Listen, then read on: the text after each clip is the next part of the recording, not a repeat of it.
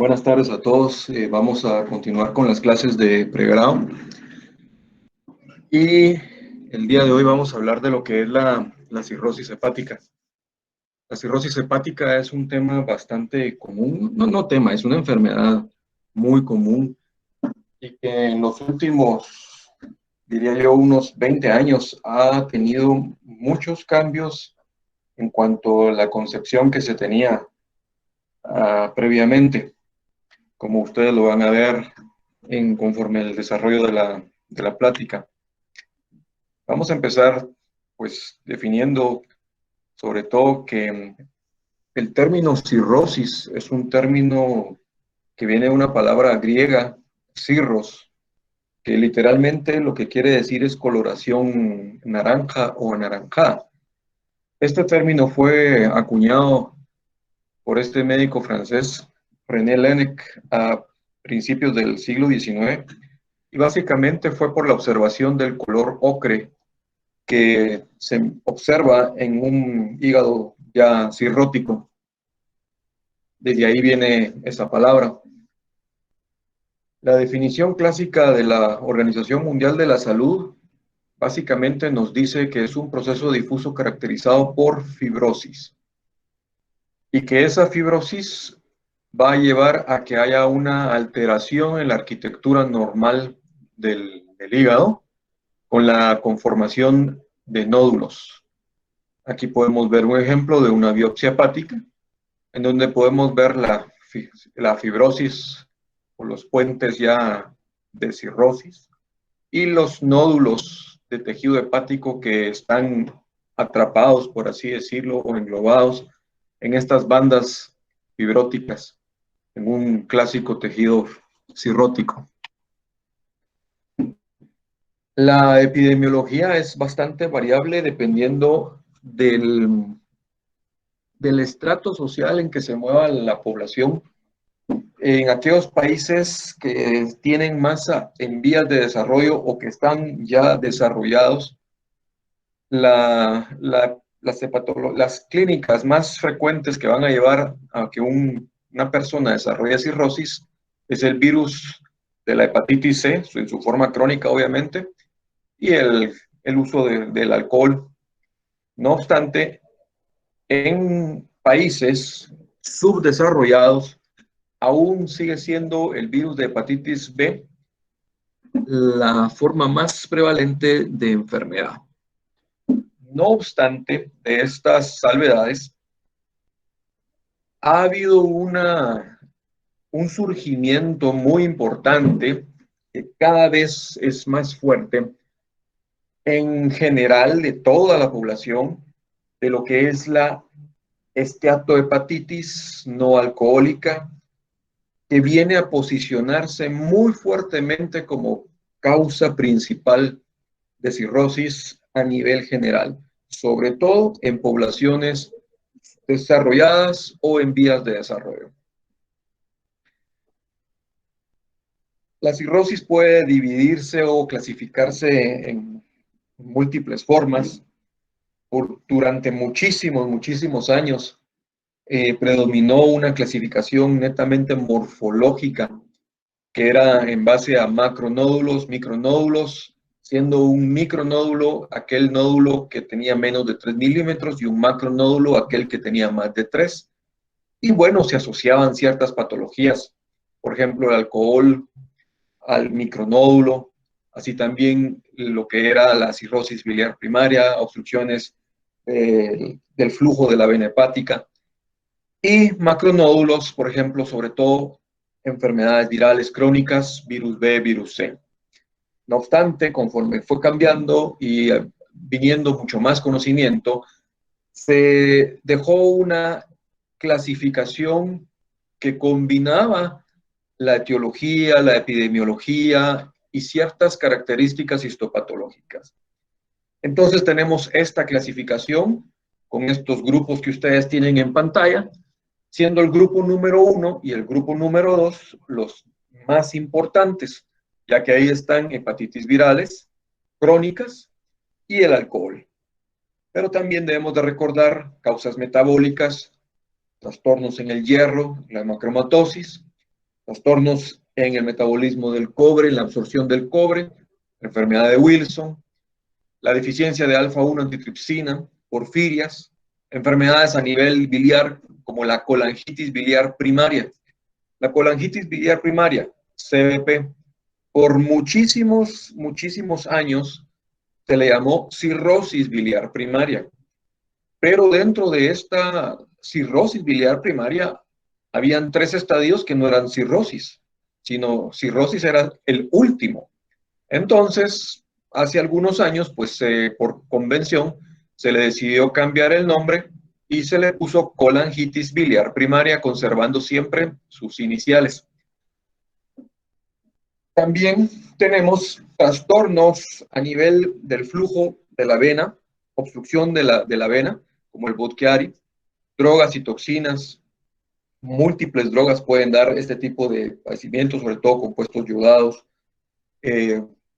También causas inmunológicas, la principal es la hepatitis autoinmune. Y quedó un grupo de misceláneos, como que no caían en ninguna otra de las categorías previas. Y ahí estaba criptogénica, y también inicialmente pusieron a la enfermedad hepática, la esteatohepatitis no alcohólica, porque realmente cuando se hizo esta clasificación no estaba bien determinado qué estaba pasando con estos pacientes. Pero ahora ya sabemos bien que esta es una causa importante de cirrosis y como la ven, por eso es que está subrayada en negrilla. Dentro de la fisiopatología también ha habido muchos avances en cuanto a lograr conocer más o menos qué es lo que está sucediendo. Antes prácticamente era algo desconocido la situación que llevaba a un paciente que desarrollara una cirrosis. Ahora se sabe que una de las células principales para que haya el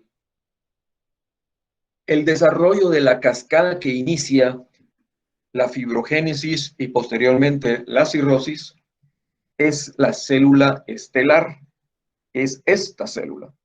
Esta célula, como lo vamos a ver más adelante, está dentro del sinusoide, entre el sinusoide, el espacio de Dis, todo esto, y básicamente está en una forma totalmente inactiva, únicamente con una función de almacenamiento lipídico a base de vitamina A, que son todos estos puntos amarillos que ustedes ven.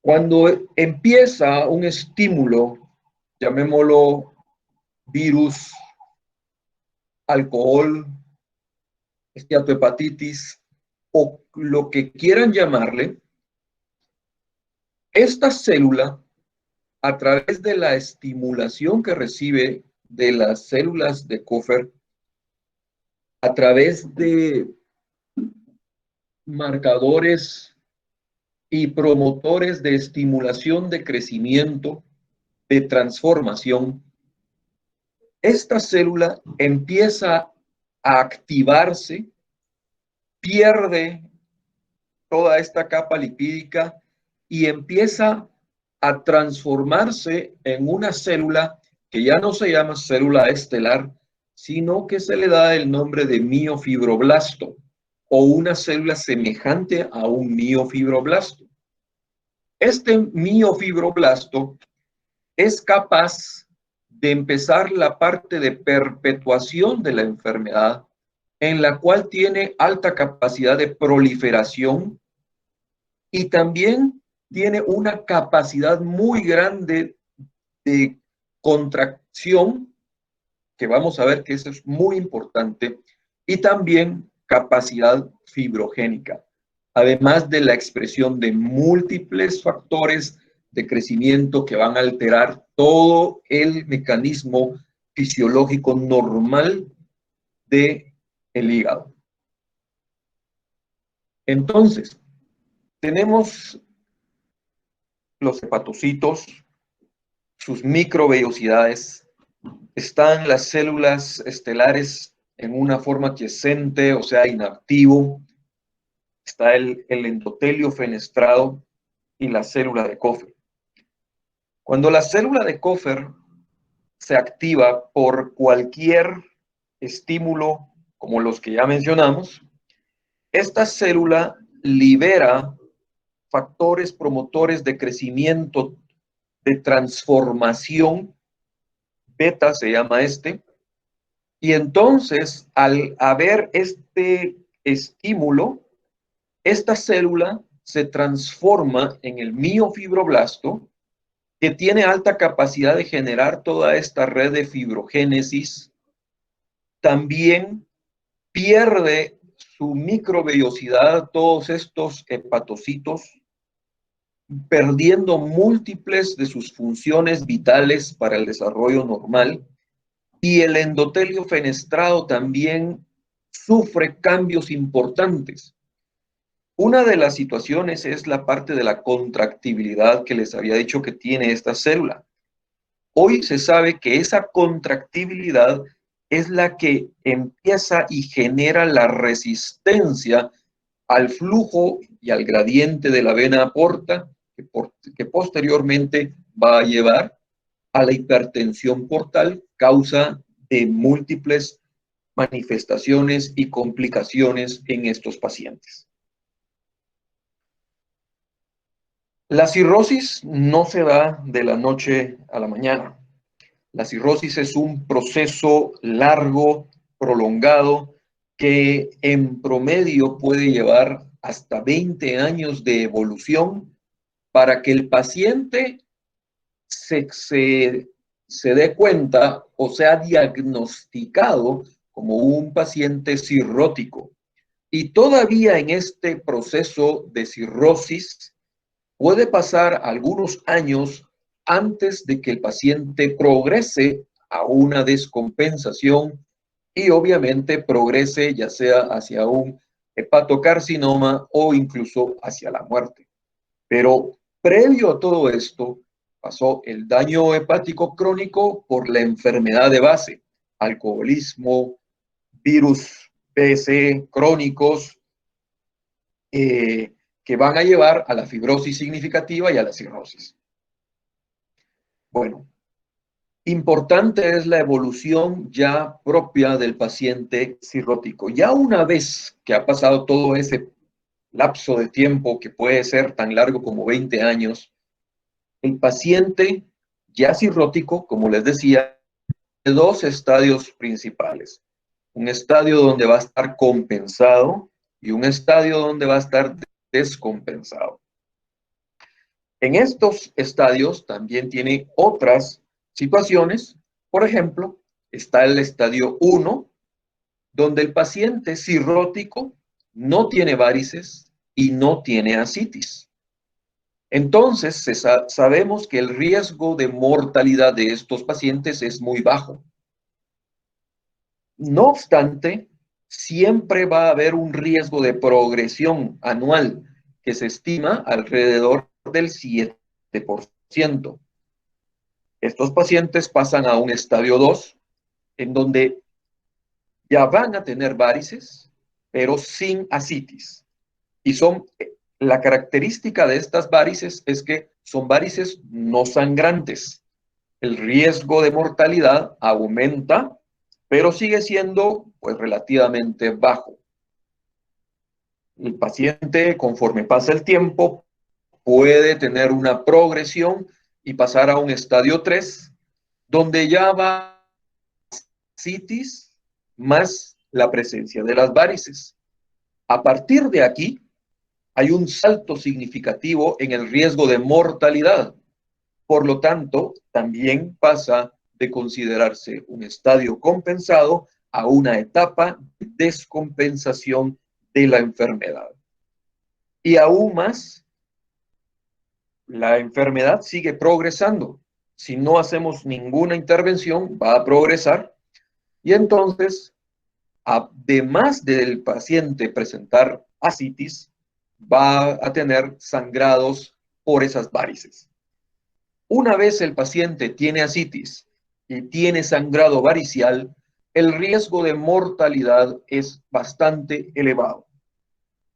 Estos son los 4 estadios clásicos, mas sin embargo, Actualmente se considera que puede haber, o que de hecho hay, un quinto estadio, en donde el paciente con ascitis y con sangrados variciales empieza a desarrollar cualquier tipo de infección, siendo la más importante la peritonitis bacteriana espontánea.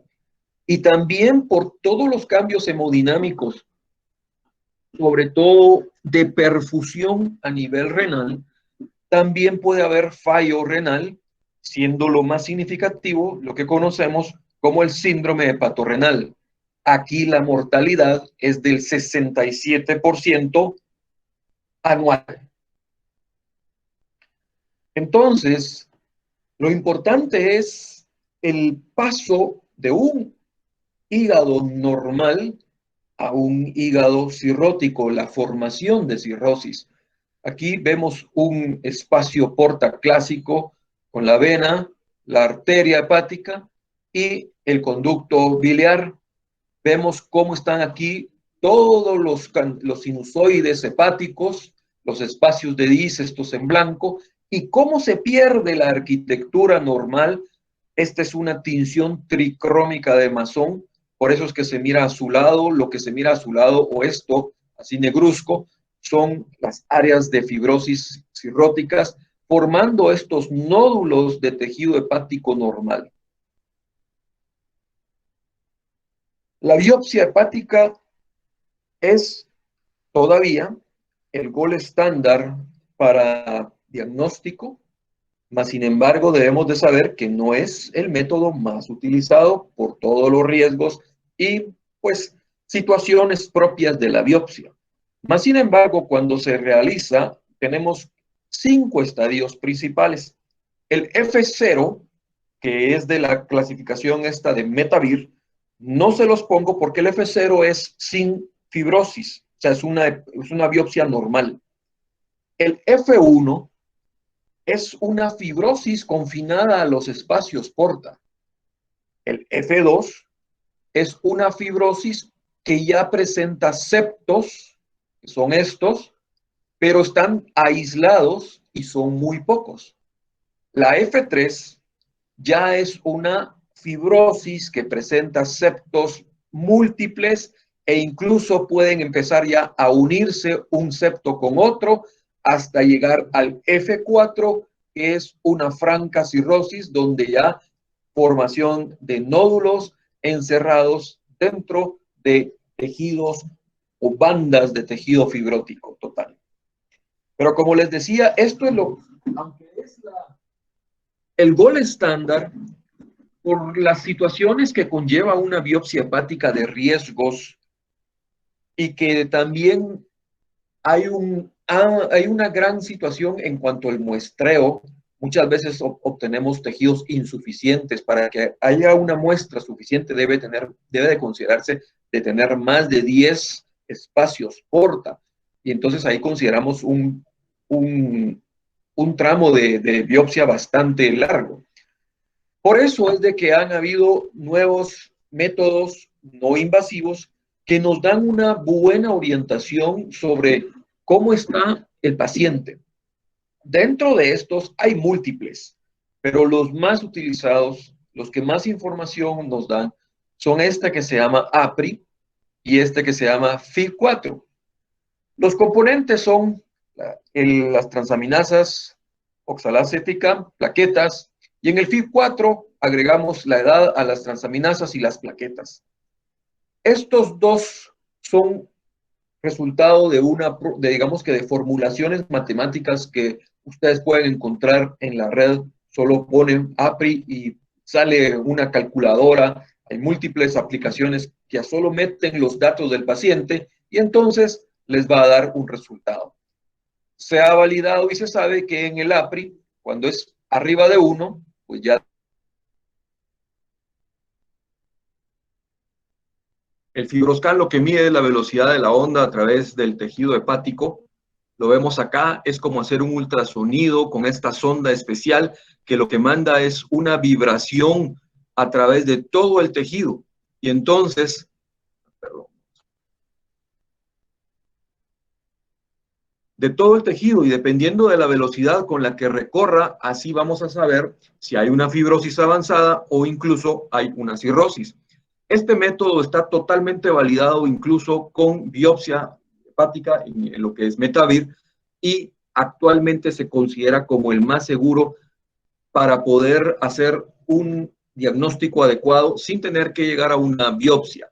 Obviamente hay situaciones especiales donde vamos a tener que hacer biopsias, pero ya serán las menos. En cuanto a las manifestaciones, debemos de entender que realmente este es un proceso que va a llevar muchísimos años, 20 años, 10, 20 años.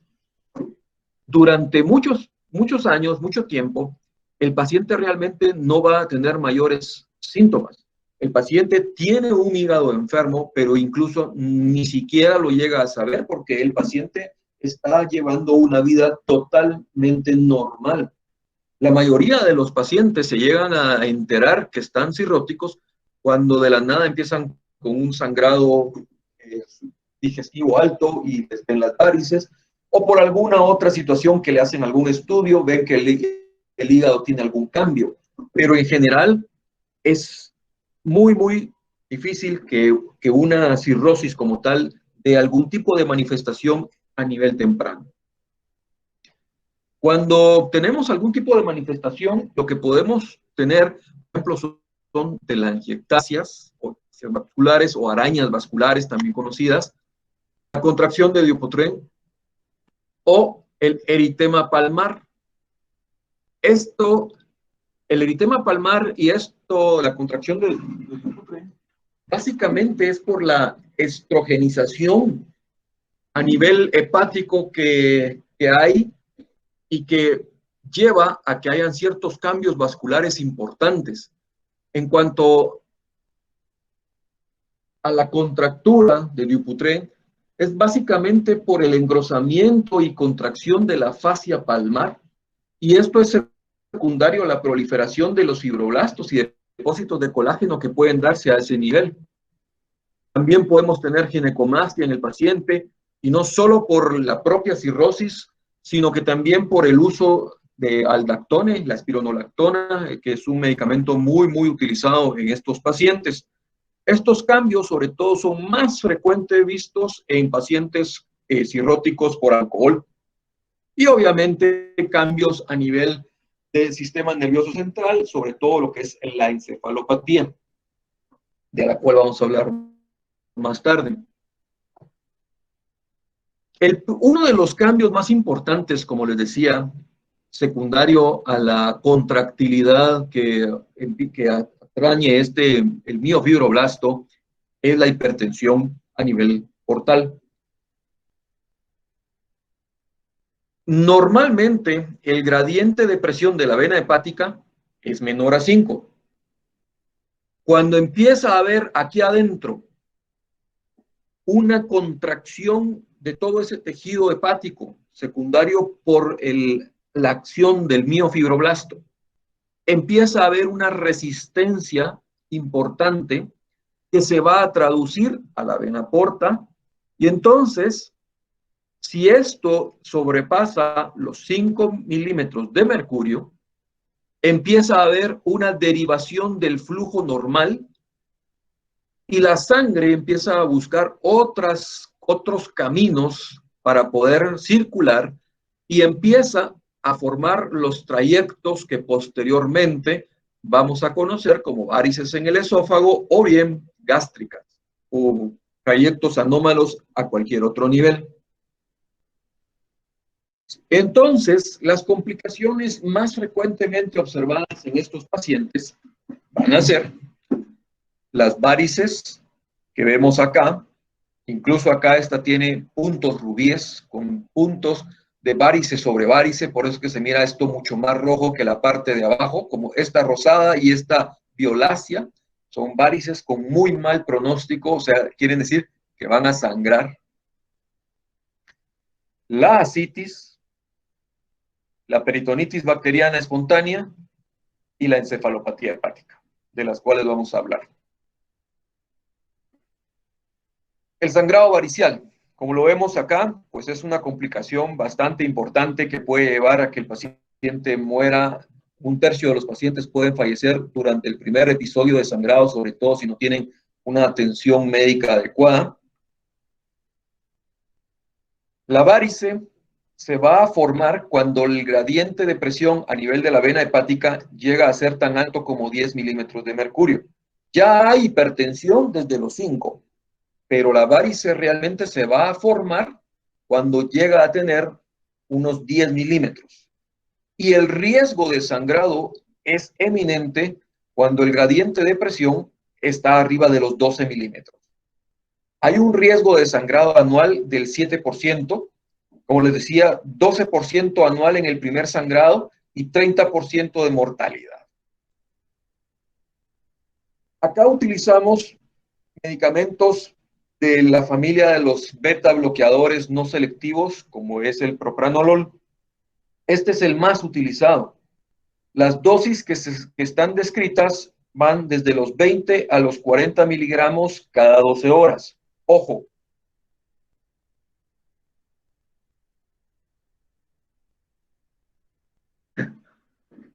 Recapitulando, pues la terapia endoscópica corresponde a la introducción del endoscopio, el cual tiene este aditamento en donde uno aspira la varice.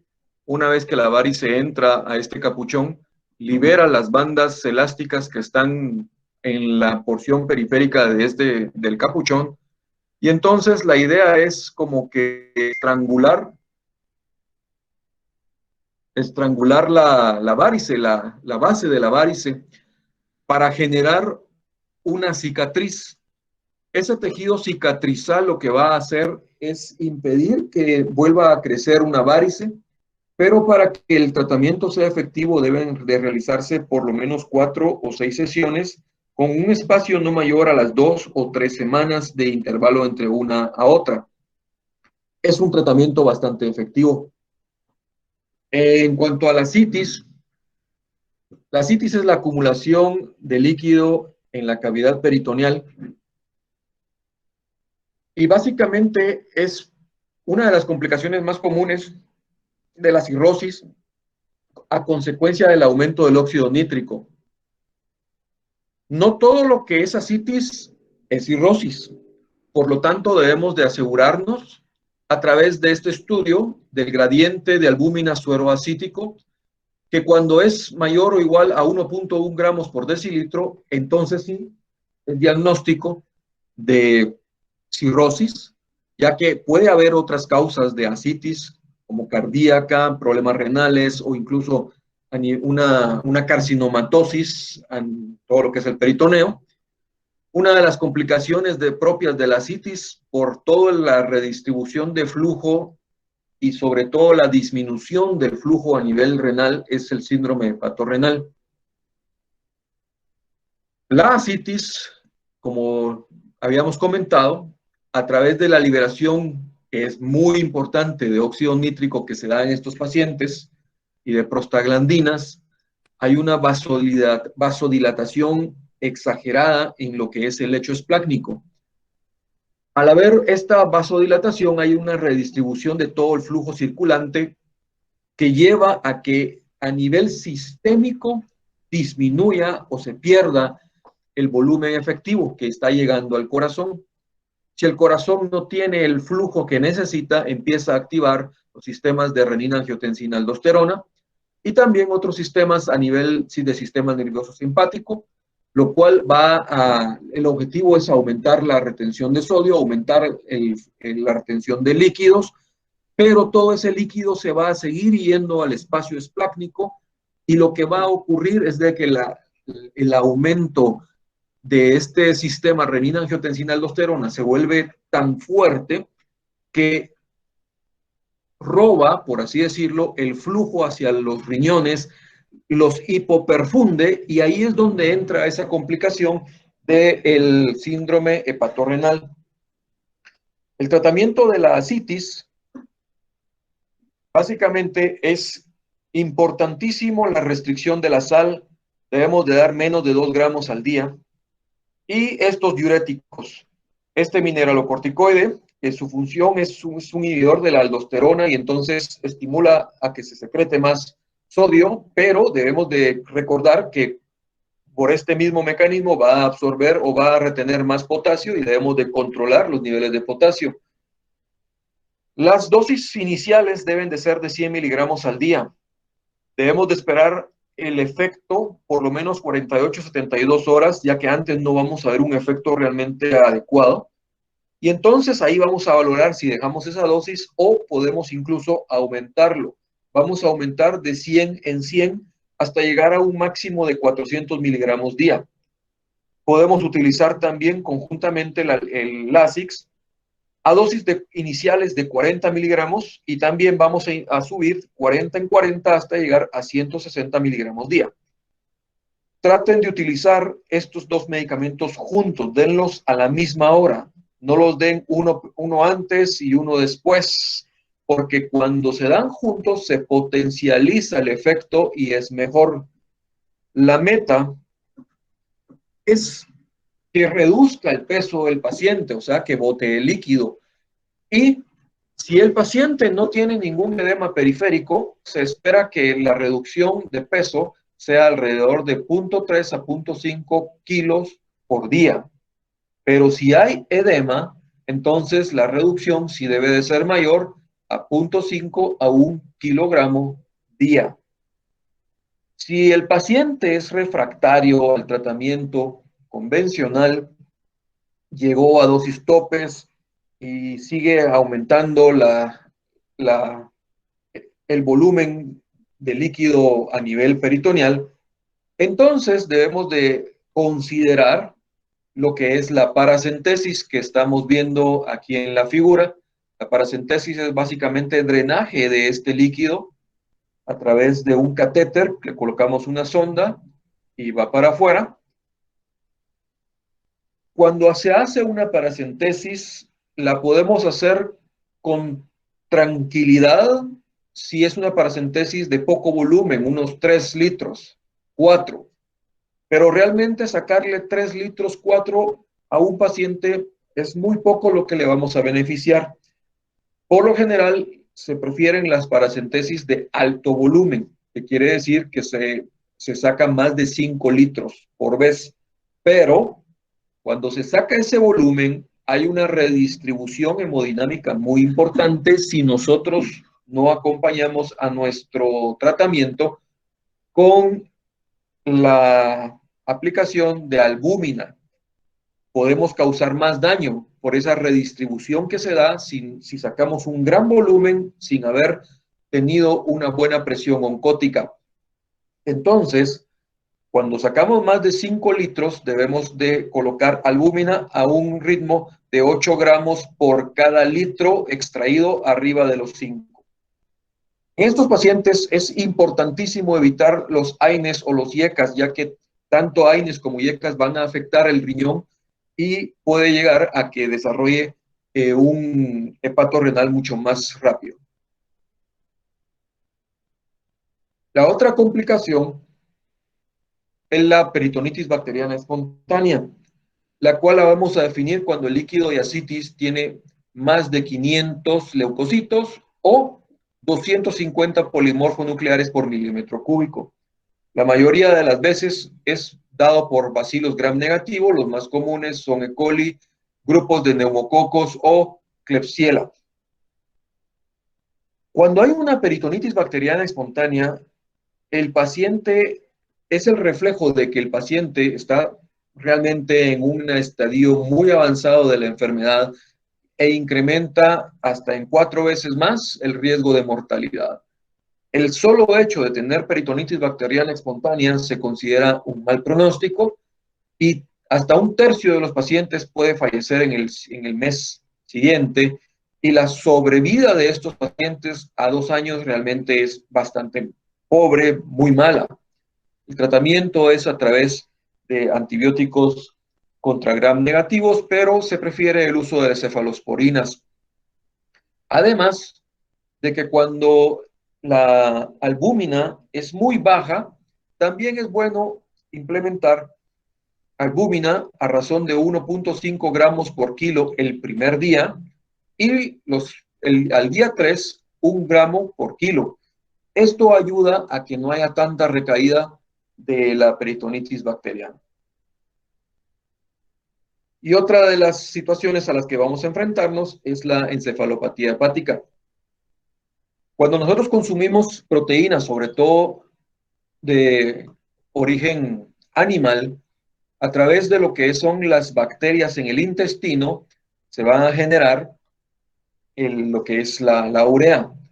La urea normalmente se va a depurar en el hígado, pero si el hígado está enfermo y no hay un paso adecuado en este filtro natural, sino que lo que hay es que hay una desviación de los flujos de la vena porta y que estamos obviando este paso, no hay esta depuración, entonces pasa gran cantidad de amonio a la circulación sistémica.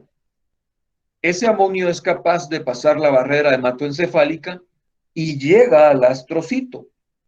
En el astrocito se convierte a glutamina, y la glutamina lo que hace es que genera inflamación y edema de este astrocito.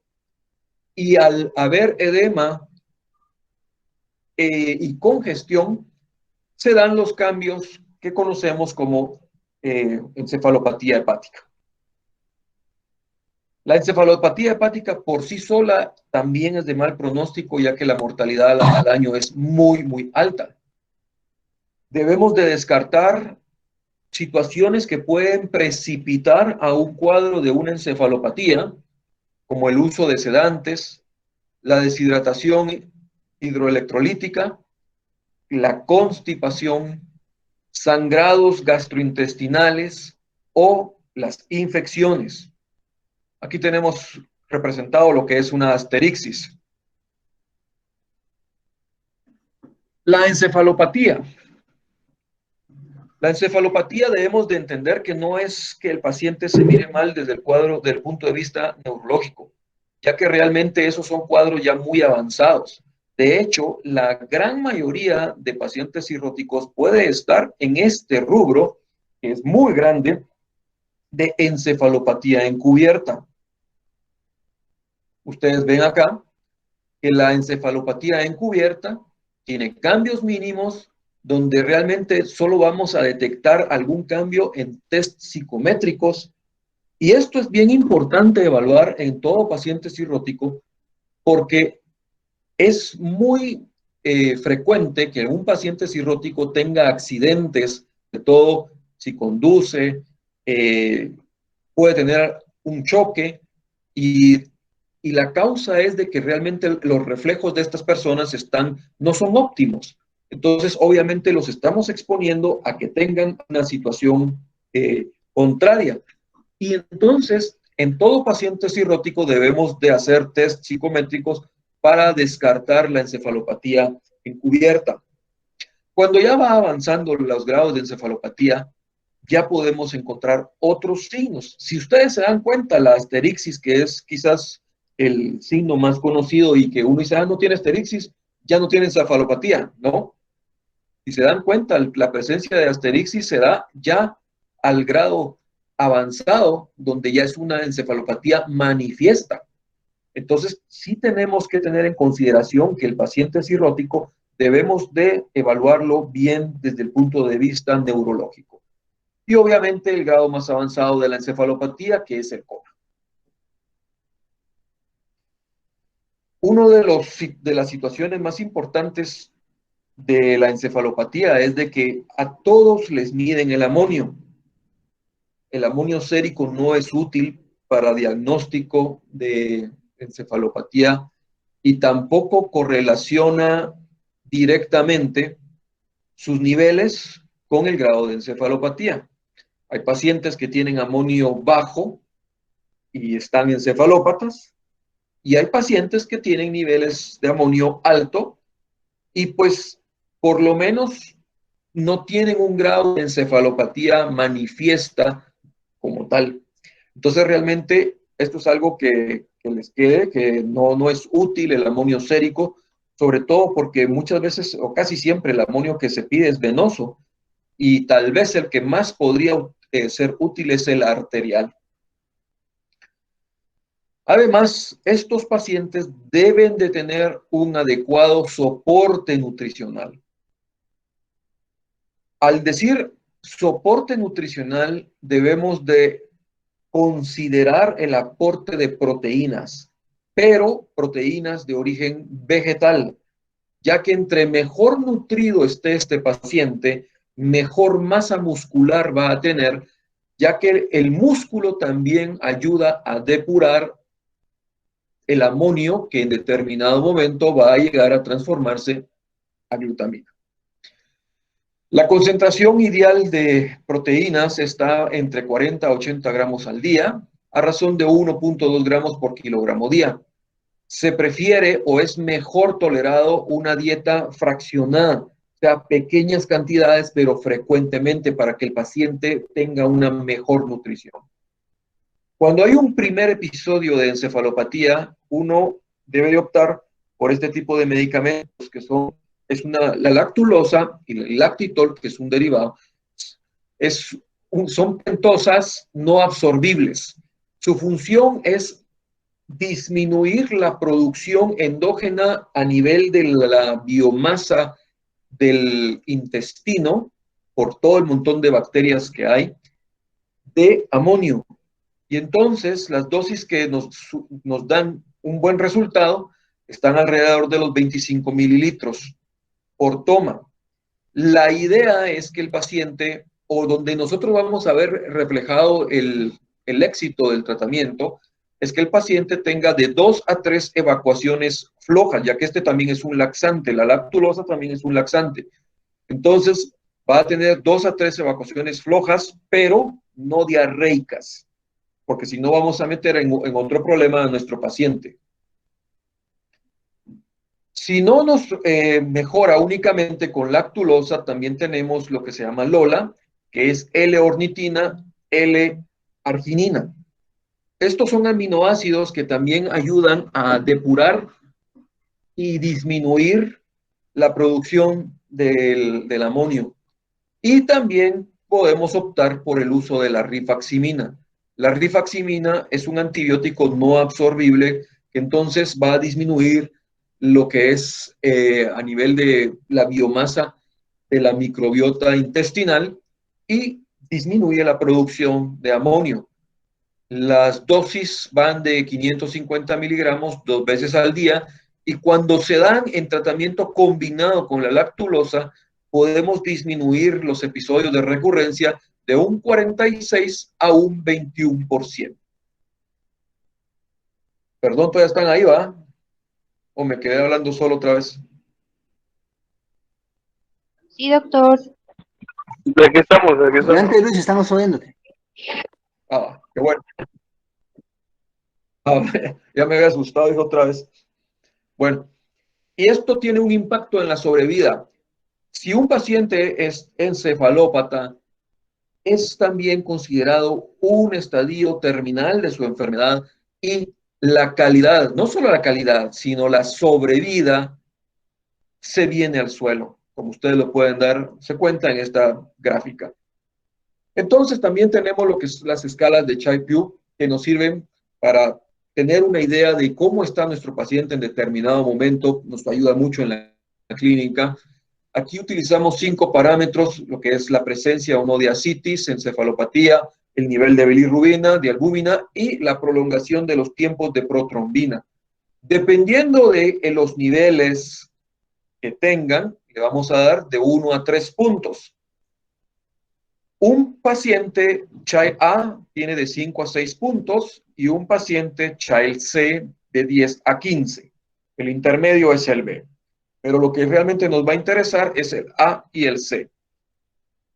El paciente compensado, un Child A, tiene una sobrevida de casi el 50% a 10 años. Sin embargo, el paciente que entra en un proceso de descompensación, su sobrevida a 5 años, si se dan cuenta, es menor al 20%. Y eso lo vemos también en este gráfico de este otro estudio, donde vemos que a mayor child, o sea, cuando el child es A, la sobrevida es mayor.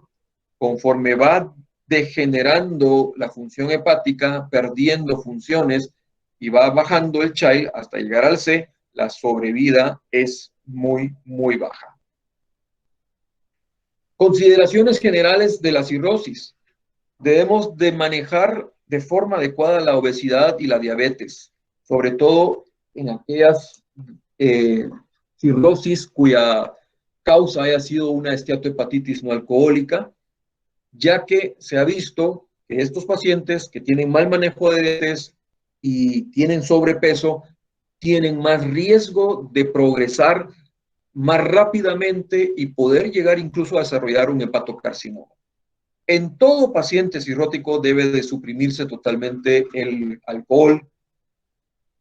El consumo de café se debe de estimular en estos pacientes, ya que se sabe y hay estudios bien controlados que el café tiene propiedades antifibrogénicas y entonces se considera que de 2 a 3 tazas de café al día puede ser beneficioso en este tipo de pacientes, así también el consumo de antioxidantes y de vitamina D.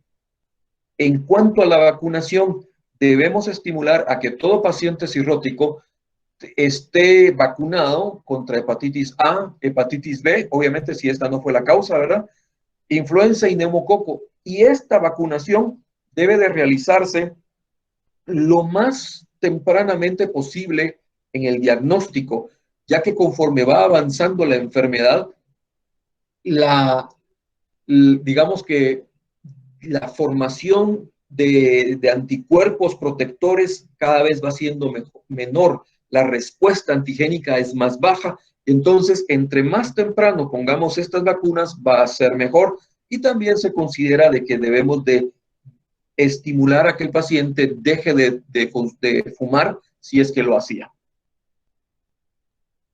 Todo paciente cirrótico debe de tener una vigilancia, sobre todo buscando hepatocarcinoma, ya que sabemos que la cirrosis es el asiento para un hepatocarcinoma. ¿Cómo lo vamos a hacer? Primariamente a través de un ultrasonido que puede realizarse cada 6 meses en busca de este tipo de lesiones.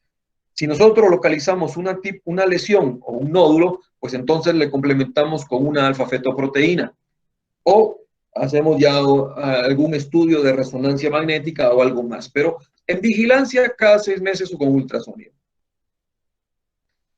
Y recordar, digamos que la enfermedad va a progresar.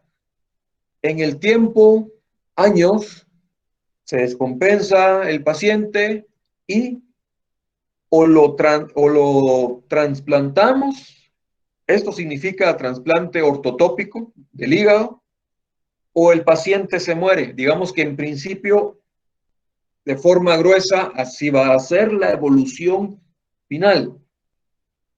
En las formas donde existe la posibilidad de un trasplante hepático ortotópico, lo vamos a hacer en base a esta escala de MELD. MELD es un modelo de enfermedad hepática terminal. Está basado en los niveles de bilirrubina, citinina, el INR, y esto lo que nos da es una mortalidad a 3 meses, es un pronóstico de mortalidad. Sabemos que aquellos pacientes con un MELD menor a 9 puntos, su riesgo de mortalidad es muy bajo, pero conforme va aumentando la puntuación de MELD, también aumenta el riesgo de que a 3 meses ese paciente muera. De hecho, sabemos que pacientes con 40 puntos de MELD, su riesgo de mortalidad a 3 meses es tan alto como el 73%. Entonces, estos pacientes, MELD lo que nos ayuda es a colocar a cierto grupo de pacientes en el tope de la lista de trasplante, porque sabemos que si no se trasplanta, ese paciente en 3 meses, lo más seguro es que ya no esté con nosotros. Y aquí ustedes lo pueden ver, que dependiendo de la puntuación de MELD, entre más alta sea la puntuación, pues menos chance de sobrevida va a tener el paciente. En principio, debemos de tratar la causa básica. Esto es uno de los principios de revolución en cuanto al tratamiento de la cirrosis.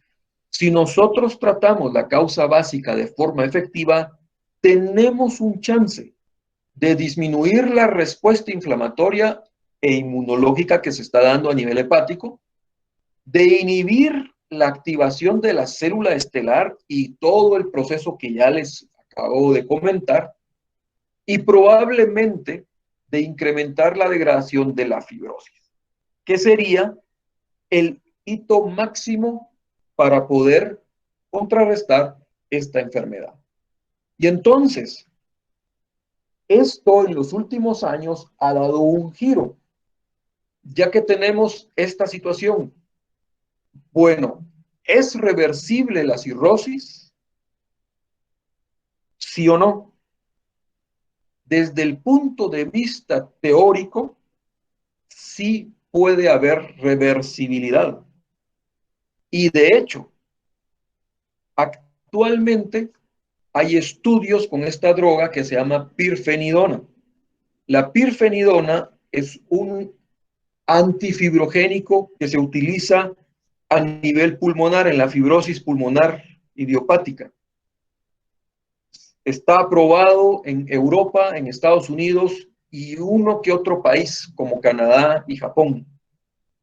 Pero como se ha visto que ha tenido éxito en la fibrosis pulmonar, también ahora hay estudios en progreso que han utilizado pirfenidona en cirrosis, en pacientes cirróticos.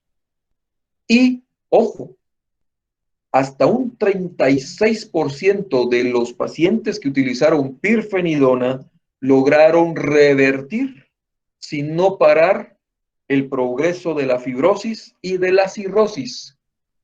Entonces, este es un medicamento del que probablemente vamos a seguir escuchando como algo que abre la ventana en una entidad que hace algunos años era prácticamente una sentencia de muerte. Bueno, jóvenes, preguntas, por favor.